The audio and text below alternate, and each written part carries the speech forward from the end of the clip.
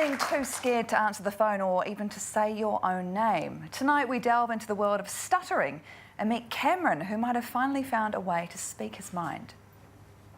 Could you tell us your name and address? Cameron Bull, and I live at 6 Mile Road to Adelaide. This is Cameron, but it's kind of not Cameron. I'll explain that in a moment. He's in Wellington with Rafi and Ray and others, but like Cameron, they're all leading a sort of double life. No need to hide who you are. They're here on a transformative 4-day course for stutterers. So the core goal is to be able to live side by side with your stutter, but not let it dictate what decisions you make, what food you eat, what jobs you cannot or cannot get. It's day one. Director Dennis's first job is to retrain students to speak by going back to the beginning. The first thing we need to learn is how to breathe. Then we can start learning how to speak. The new way of breathing involves your ribs expanding, because your diaphragm actually expands your ribs. So putting a belt on, we actually get feedback. The impact of not being your authentic self really leads to a crisis within your identity, and you become a different person unwillingly. That's the double life I mentioned earlier, and it's traumatizing. My biggest thing was feeling like a liar. Just simple things, you know, ordering a flat white because I struggle to say cappuccino. Little things that you wouldn't think of, but that change your life incrementally. One thing what I always do is go to the same place. That way they get to know me, they know what I want. It was so much easier in life just to get the same thing. Think of the letter C, the K sound. What goes on through your head is this. You're already predetermined through what you perceive as a lifetime of experience that there's certain words you just can't say. But also sounds. H sounds, S sounds, T sounds. Basically, they'd list almost every letter in the alphabet. Those are my hard sounds. So I can't say hamburger, the H, that's impossible. I'm having a good day today. I think fillet of fish, even if it's just fillet of fish, is better than going fillet of fish.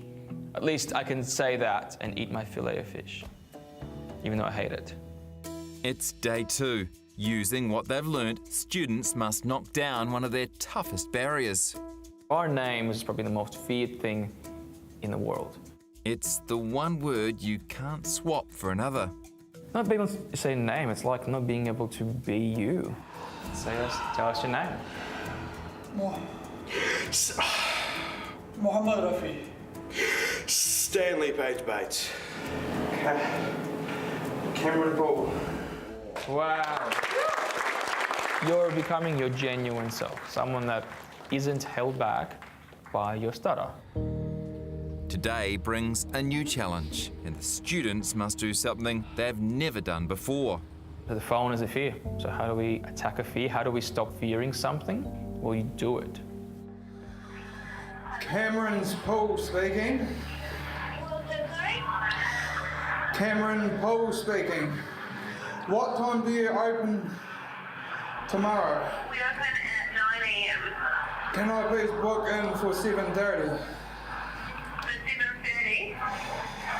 Yes, please. We can definitely book you a table, but Thanks. no worries, see you. Bye for now. They've just unlocked a new door in their life.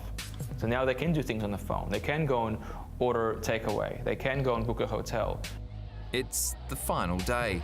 Should we go? Cameron is about to try something that days ago would have been unimaginable.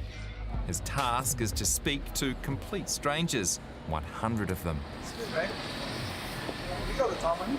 Excuse me. Do you know where the nearest pub is? Pub? Yeah. Training behind them now, it's time to tackle their greatest challenge yet. We go and we do public speeches. It changes your whole meaning of life to what can't I do. To be able to stand up here today in front of all of yous feels like I'm letting go of the rock. I'm a free man. Woo! I've been living with a stutter for 23 years. Now that I can talk with control, there's nothing stopping me anymore. I've been able to talk to anyone I want, just like freedom. Wow. You might have noticed in that story too, most of the people in that class were men. Actually, stuttering affects men 4 to 1 over women. It's much more common in men, and overall, about 1% of the population has a stuttering problem. One of the things you think, if you know somebody with a stutter, you think, gosh, how can I help them? And your natural inclination is to want to finish their sentence when they're struggling, but that is the number one thing that you shouldn't do. Let them finish, give them that space. That's one of the things that they teach you too. And a way of getting around stuttering is apparently do an accent, which is why a lot of actors, good actors, have actually been stutterers, and also singing. Yeah. But pretty hard to sing your way through life unless you're Jesse Mulligan here. Old Singy McGee, that's what we call him. Life is a musical.